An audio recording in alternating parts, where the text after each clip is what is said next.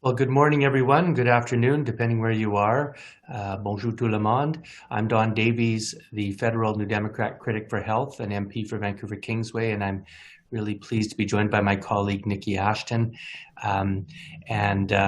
We're here this morning to raise and discuss a serious national crisis that is occurring in Indigenous health, and we believe that it's a problem that's being overlooked by this federal government.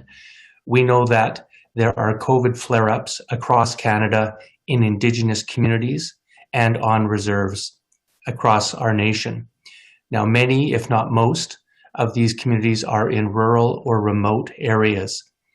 And we also know that up to now there has been no detailed federal vaccination plan that has been released to the Canadian public.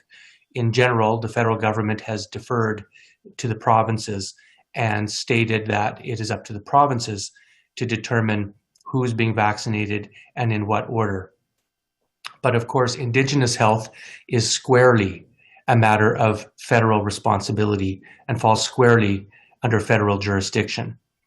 Now, we know that the Pfizer vaccine, which has started to be rolled out in our country, is slated to be distributed to 14 different sites across our country, and we anticipate that all of those sites are in major urban centers. We also know, of course, that the Pfizer vaccine requires special equipment, notably freezers that can preserve the vaccine at a very cold temperature, and it also has very special handling requirements. So we're asking the question, where does that leave Indigenous communities, especially those who are experiencing very high COVID infection rates in remote parts of our country? We are hearing reports from Northern Ontario, from Manitoba, from Saskatchewan. Here in British Columbia, we're also hearing those stories. An example is around Fort St. James, which is ringed by a number of Indigenous reserves and communities, and there is COVID is raging in those areas. Yet we have heard nothing from the federal government about how they plan to get the vaccine to these communities or get the people in those communities to the vaccine. We're also not hearing that there's any real consultation or reach out from the federal government to any of these Indigenous communities. This is not a responsibility that can be downloaded to the provinces. This is federal jurisdiction. This is a federal responsibility, and the NDP are calling on the federal government today to immediately detail how they are going to ensure that the Pfizer vaccine and other vaccines will be delivered to Indigenous communities across this country where they are experiencing a health crisis that is similar, if not exceeding that being experienced in urban centers. I'm now going to turn this over to my colleague, Niki Ashton. Thank you so much, Don. My name is Niki Ashton, Member of Parliament for Churchill, Keewatin, Nookaski, and I am proud to stand with my colleague, Don Davies, and on behalf of our NDP caucus, we are calling on the federal government to immediately develop a plan in consultation with Indigenous communities and Indigenous health agencies to deliver the vaccine as soon as possible. Many of you know that our region here in northern Manitoba has been going through numerous outbreaks of COVID-19. Shamattawa First Nation just a few weeks ago declared an emergency. We heard of 80% positivity rates. We heard of concerns that the entire community may be affected. And of course, we saw the military go in. We know the military has also come to Apasquiat Cree Nation a few weeks ago to deal with the outbreak there. The military's also gone into Red Sucker Lake First Nation. We know of outbreaks in communities like Bonabonabee Cree Nation, and now other communities are declaring a spread of COVID-19 in our region. It is absolutely essential to see a plan roll out as soon as possible to deliver the vaccine to Indigenous communities in our area and across the country. I want to be very clear. This is a race against time. Public health experts have been clear that First Nations, Métis, Inuit, Indigenous communities overall are amongst the most vulnerable to COVID-19. We need to see the federal government take responsibility, take a leadership role, and work with Indigenous communities to roll out a plan as soon as possible to keep them safe. I also want to highlight another concern. Here in Manitoba, we've heard some very problematic statements from our premier. These are statements that have created serious concern amongst Indigenous leaders about the province's ability and willingness to make sure that the vaccine is made available to the most vulnerable communities, to Indigenous communities here in our province. This is yet another reason why we are asking the federal government to step in, live up to their fiduciary obligation, and ensure that Indigenous communities, which are under federal responsibility, do receive this vaccine on a priority basis. We need to see a plan now. We need to ensure that there's no patchwork approach to delivering the vaccine to Indigenous communities, a patchwork approach in healthcare that has meant in many instances that Indigenous communities and peoples have fallen through the cracks. We cannot afford to see this at this time. We have to recognize the multiple outbreaks that are out there right now. I am hearing from countless leaders, both at the community level and at the regional level, that they have not been consulted, they have not been heard, and they are crying out for absolute immediate action when it comes to the vaccine. We've seen a lot of photo ops from the federal government, but we haven't seen action, and we have not seen action when it comes to delivering the vaccine to Indigenous communities. That has to change now, and that's why we're here calling for an immediate rollout of a plan in consultation with the Indigenous communities across our country, to see that vaccine get out as soon as possible. Thank you. Je vais aussi partager quelques mots en français. Je suis fière d'être ici avec mon collègue Don Davies, notre porte-parole sur les affaires de la santé, et ainsi avec notre caucus de NPD. Et aujourd'hui, une demande claire au gouvernement fédéral pour un plan immédiat pour distribuer le vaccin pour la COVID-19 aux communautés autochtones à travers notre pays, aussitôt que possible. On est clair, les experts ont été clairs que les communautés autochtones sont parmi les plus vulnérables au Canada en termes de la COVID-19. Ici, dans notre région, au nord du Manitoba, plusieurs communautés sont en train de vivre une crise véritable, soit Shamattawa, Red Sucker Lake, Bonabonabee Cree Nation. Plutôt, c'était Pasquat Cree Nation. On sait que on a vu l'épidémie de la COVID-19 à travers notre région. Je suis en communication constante avec les chefs, soit au niveau des Premières Nations et des communautés métisses ou sur le niveau régional. Ils sont clairs. Ils n'ont pas reçu de consultation et ils sont désespérés. Ils veulent voir un plan aussitôt que possible pour la distribution de ce vaccin pour leur communauté. Il faut dire que ça, c'est la responsabilité fédérale, c'est la juridiction fédérale. Il faut qu'on voit le gouvernement fédéral prendre le leadership et prendre de l'action immédiate.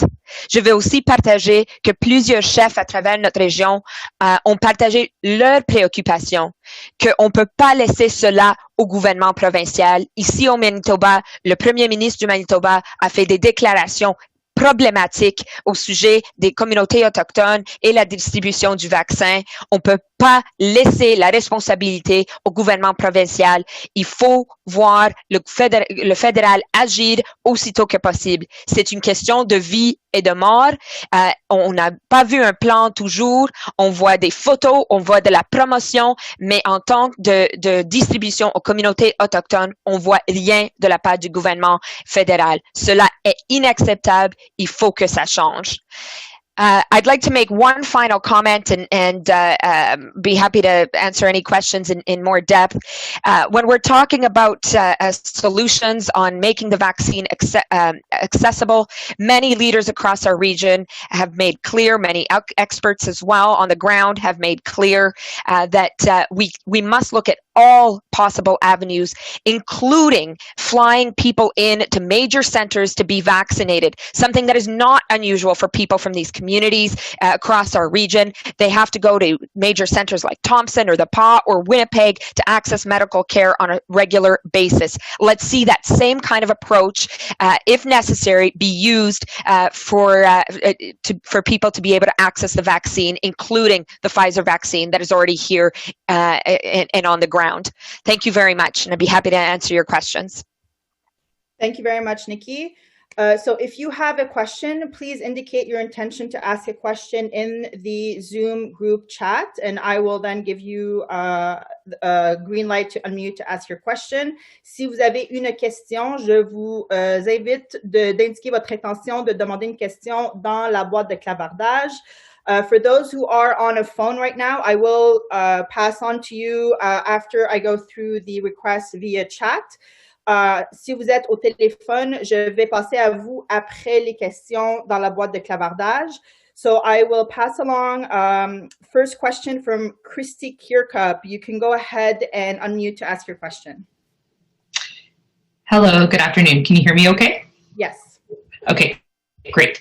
I just wanted to ask, with regards to the vaccine rollout for Indigenous communities, two officials from Indigenous Services provided a briefing last week saying that they're working with Indigenous communities as well as the provinces on a vaccine rollout plan, and suggested that it would be the provinces that are going to be involved in distributing the vaccines to Indigenous communities.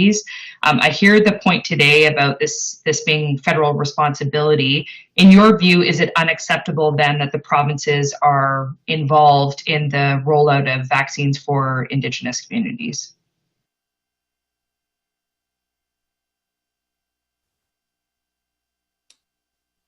Niki or Dawn? Dawn, you're on mute. Like I said, the phrase of 2020. Thank you for the question, Christy. I don't think we object to having the provinces and territories involved in this. What we're asking for, in fact demanding, is that the federal government take its core responsibility seriously and ensure that a plan is developed that prioritizes Indigenous communities. So, Indigenous health is often the laggard, the lagging second cousin. It's often forgotten. It's often an afterthought when it comes to our healthcare systems. And we know that Indigenous people suffer below health standards on virtually every single health metric. And that's because I think the federal government does not make this a priority. From the beginning, the federal government has played a form of whack-a-mole, where any kind of attempt by us to get information out of them on vaccination rollout has been met with a statement that, well, that's up to the provinces. Well, this is something that's not up to the provinces. This is something that squarely falls on the federal government's shoulders. And it's up to the federal government to be coming up with a detailed plan that prioritizes the vaccination for Indigenous communities. Again, obviously the provinces and territories can play a supporting role in that, and even have to, as a fact on the ground. But certainly the federal government cannot be delegating this responsibility or shirking its responsibilities. The responsibility for Indigenous health is not something that falls in any way to provincial governments. This is something that absolutely has to be spearheaded by the federal government. And that's why we're calling for a specific plan with timelines, details, as to how the federal government plans on meeting what is, by accounts, a very alarming situation in Indigenous communities across this country. We know the Pfizer vaccine is going to 14 sites. How come none of those sites is targeted to go to some of the hotspots in rural or remote areas of this country? I haven't heard that yet. To me, that's a consistent flaw in the way the federal government fails to prioritize and pay attention to Indigenous health. Niki, I don't know if you have anything you'd like to add. Well, I was going to add the point, the reality here in Manitoba, as I mentioned in my opening remarks, is people are very concerned. I've heard from leaders, from folks working on the ground in Indigenous communities here in our region who are very concerned about the role of the province, given the Premier's very problematic and divisive statements a couple of weeks ago on this very issue. There is no question, everybody I've spoken to here, Indigenous leaders, First Nations, Métis, Indigenous leaders across our region have made very clear they are waiting for the federal government to take the lead. They want the federal government to take the lead. They are calling for the federal government to take the lead. And so that's what we're reiterating here today. Yes, as Don pointed out, the provincial government has a role to play. One hopes a collaborative role, but we cannot leave the responsibility to them. In regions like this, in provinces like ours, there is no question we need to see the federal government take the lead. I mean, and if I can just add one example of those problematic statements a few weeks ago, our premier said that, people might, I'm paraphrasing, but people might hop on a plane to a remote community to get a vaccine. That's insulting, right? I mean, he clearly doesn't understand the reality that people face here. I mean, this is the premier of our province. Juxtapose that with the crisis our region is going through. We know First Nations in Manitoba right now have a 22% positivity rate on average. 30% of the ICU admissions are Indigenous peoples. And so, this is a full-on crisis right now. We need to see the vaccine roll out. This is a race against time. We need to see the federal government take the lead and work with Indigenous communities on the ground to make sure that happens. I might just add that Prime Minister Trudeau has repeatedly said that there is no more important relationship between his government than that of Canada's First Peoples. Well, we're just asking him to make good on that and deliver on that promise. And just as a follow-up, if I may, the Prime Minister has pointed to the fact that the Pfizer vaccine obviously has some specific requirements around needing to be preserved at an extremely cold temperature. And at a news conference last week, suggested that the Moderna vaccine, once it's approved by Health Canada, would be rolled out, including to Indigenous communities. We don't have specifics on what that rollout will look like or when the Moderna vaccine will be approved. But what do you think about that? That it's the Moderna vaccine that Canada is looking at to distribute to remote and Indigenous communities? Well, that's totally unacceptable, and I think it's emblematic of the fact that this government, like most, if not all, federal governments before it, continue to place Indigenous health second. The Moderna vaccine has not even been approved in Canada yet. I heard that same rumor, and federal government is talking about maybe having Moderna vaccines ready to roll out sometime in March or April of this year. Well, that's sending a message that Indigenous communities are second-class citizens in this country, that they have to wait, that they're second in line. And what we're saying is that the federal government has primary responsibility over Indigenous health. Now, look, if the facts were that we didn't have serious outbreaks of COVID-19 in Indigenous communities, then from a public health point of view, that might be understandable. But that's not the case. As my colleague Niki Ashton just said, we've got a crisis in northern Manitoba, and it's happening in many provinces. So to be told by the federal government to just wait, Indigenous communities can just wait for a vaccine that may be approved sometime months from now, while other Canadians are getting first order priority to vaccination in this country, is not acceptable.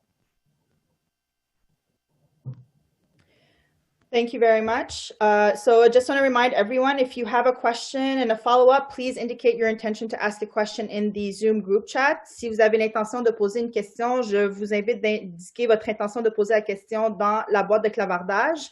Next question from Winnipeg Free Press, Dylan. Hi, everyone. I have 3 questions. If you count me at 2, I'll just try to come back later. I was wondering about what you make of Indigenous Services' approach to this whole thing. They seem to be doing a diplomatic route here. They said that they hope the provinces and Indigenous people can see eye to eye because everyone will suffer if there are more cases. They wouldn't outline a point at which they would step in over the provinces. So I'm wondering what you make of that approach, and if, you know, there's a certain point that you want Ottawa to step in, if it gets to a certain point, or if you just want the provinces out of the way right away.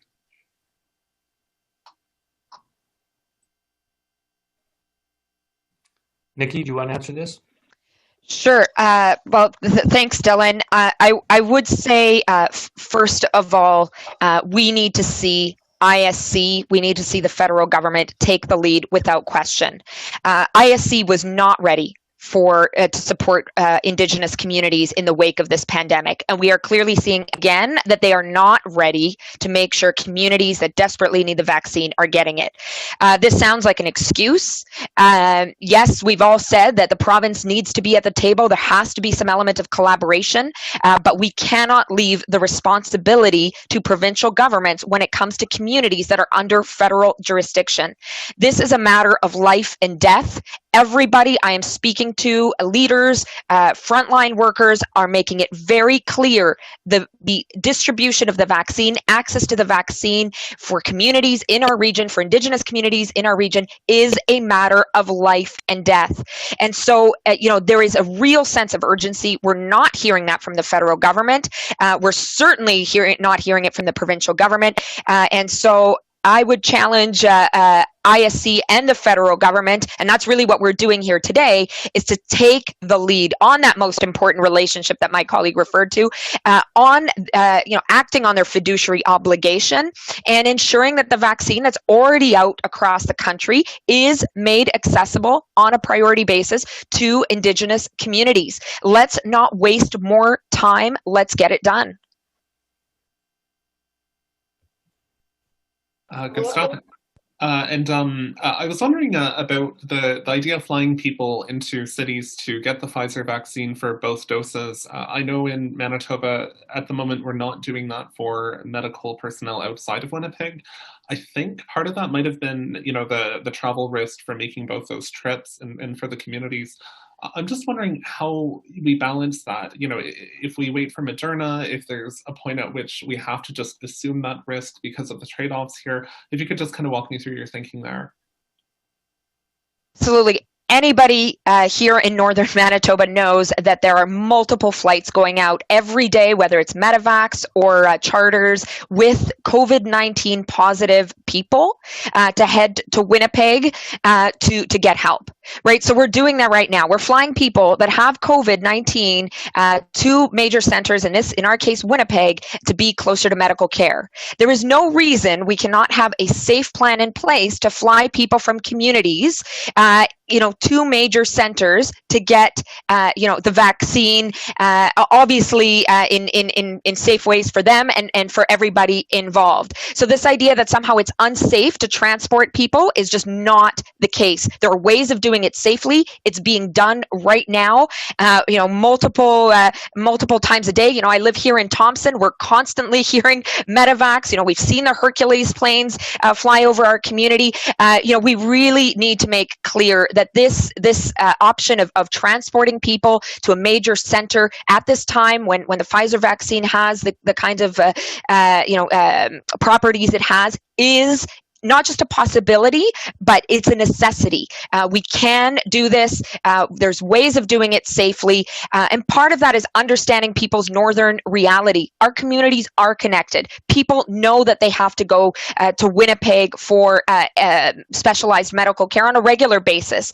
And, and we've seen that happen throughout this COVID crisis as well. This is not something unusual. This is something that people understand and know to be the case. So let's see that same kind of approach taken to making the vaccine available. If we can't get it to major northern hubs at this time, let's put a plan in place to fly people to Winnipeg so they can get the vaccine they desperately need. Thank you very much. So again, if you have a question, please indicate your intention to ask a question in the chat box. Si vous avez une question, m'indiquez que vous voulez poser une question dans la boîte de clavardage. I'm just going to pass on to folks who are on the phone. If your phone number is, if you want to ask a question and your phone number, your last 4 digits is 3905, you can go ahead, just tell me your name and media outlet and ask your question if you have a question. I just would like to pick up one small point that my colleague just mentioned. I think is really important, which is flying people from remote communities to major centers is one option, but it's not the only option. We also want the government to explore bringing the vaccine to central hubs in rural or remote areas of this country. You know, that should be planned as well. That's not impossible to do. I think it's a serious flaw if this government has sent all the Pfizer vaccines into 14 urban centers and failed or neglected to contemplate the need to bring the vaccine into areas that have very high COVID transmission rates. I think that's a flaw in their planning, but that also should be explored. And I think, as Niki Ashton so clearly pointed out, this has to be done in consultation with Indigenous leadership on a government-to-government basis. And from what we're hearing, that's not happening. And that must happen, and it needs to happen. Thank you, Don. Donc, just going to go back to the phones. 3905, I assume you don't have a question. If your phone number ends by 5293 and you have a question, please go ahead. All right. If your phone number ends by 1069 and you have a question, please go ahead. All right. So. Allô?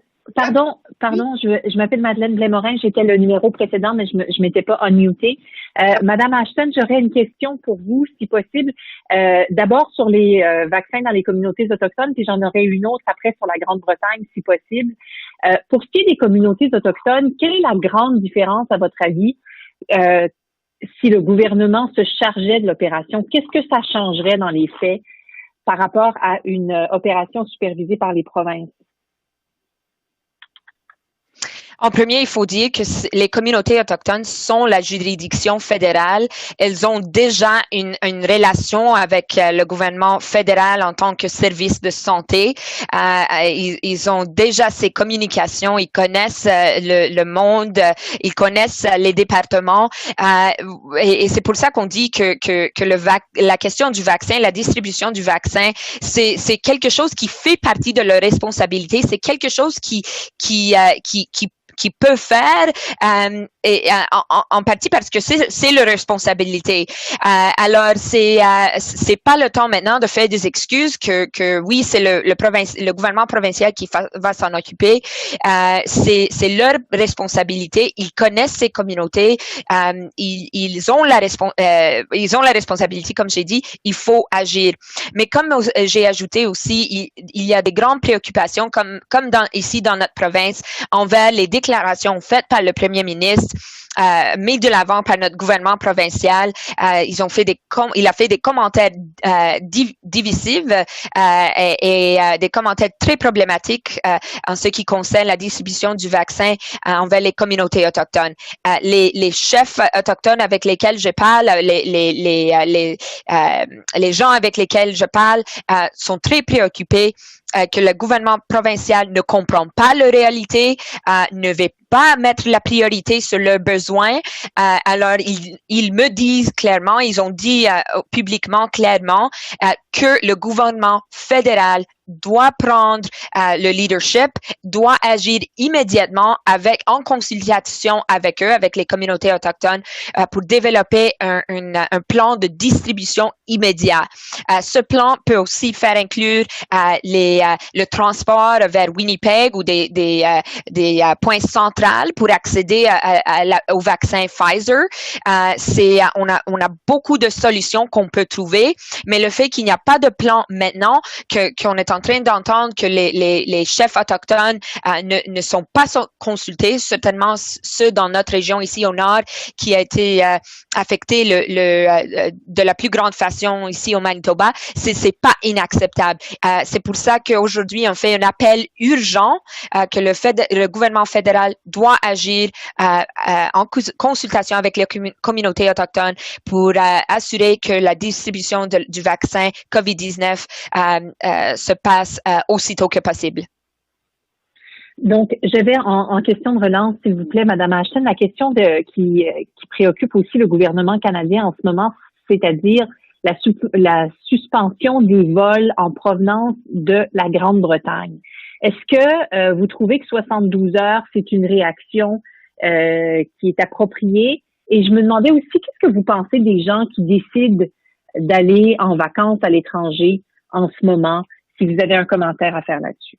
En fait, je dirigerai cette question à mon collègue Don Davies qui s'en occupe plus largement comme porte-parole en santé. Don, I don't know if you want to take this question. Est-ce que vous pouvez la poser en anglais? So, Mr. Davies, what I was asking is, what do you think about this response from the federal government to suspend for 72 hours the flight from UK?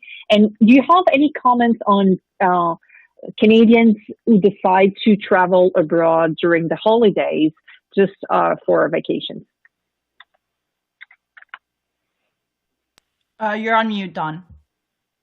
Thank you. Again, on the first question, we support the decision by the federal government. It's absolutely the right call to suspend the flights from the UK, given the very concerning information that we're receiving. It's the cautious and prudent thing to do. In fact, our leader, Jagmeet Singh, called on the federal government to take that very decision prior to them doing it. I'm a little bit concerned about the 72 hours. I understand that they want to move in incremental steps, but I'm not sure that we're going to have the scientific basis for and enough information in that quick period of time. But certainly, I think it was the prudent move to do, and I think we have to watch this situation very carefully. I think it was a fair criticism of the government that Canada was a little bit slow to close our borders compared to other countries. I hope we've learned that lesson. And I think it's better to err on the side of caution in this case. In terms of your second question, Canadians simply have to follow the public health guidelines and strictures and instructions that they're being given. And from what we're hearing right now is we have to get down to a serious lockdown if we're going to get a grip on this second wave of COVID. So I'm urging all Canadians to listen to their public health officers in their respective provinces and to Dr. Theresa Tam on the federal level. And if travel is advised against or prohibited, then Canadians have to care enough about each other and our communities and our health collectively to follow that advice. And it's the only way that we're going to, get control of this situation as soon as we can is by us all acting collectively in respecting these guidelines.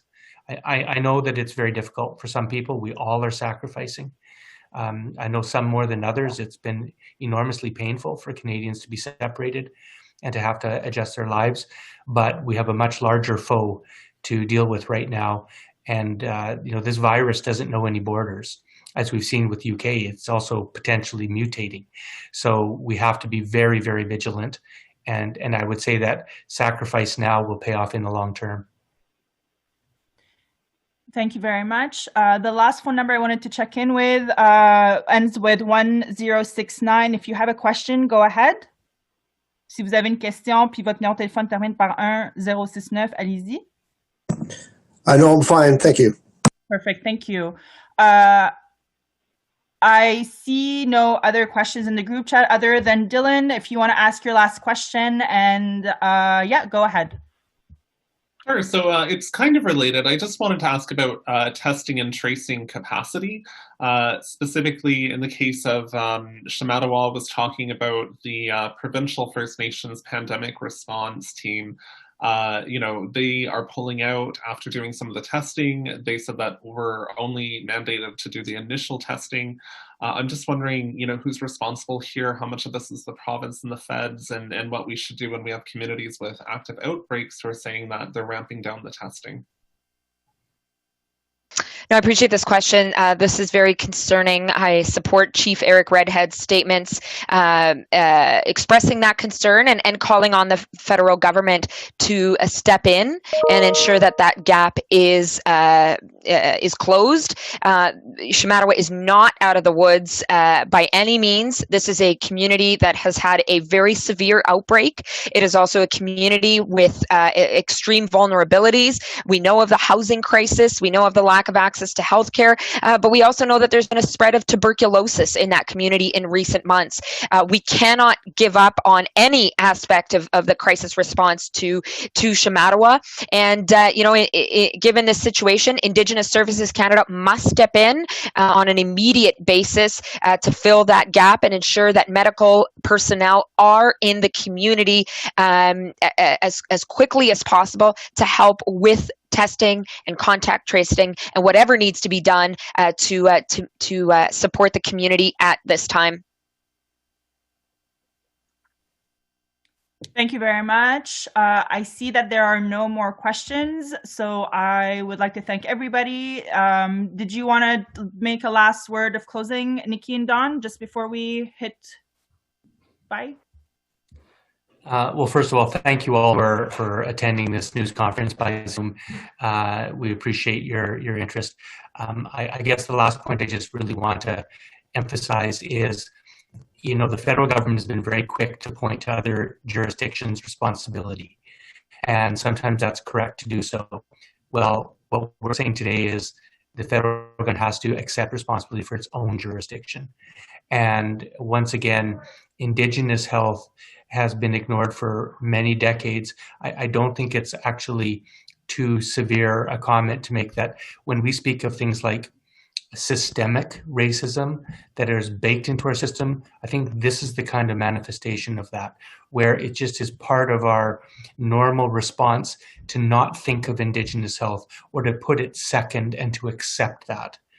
And finally, my last point is vaccination access should be based on one thing: vulnerability. And when we see Indigenous communities who are vulnerable all across this country and experiencing outbreaks at among the highest levels in this country, then we must respond. And that is the federal government's job, and we're calling on the Trudeau government to do so. And if I can add to that, thank you so much to my colleague Don Davies on this.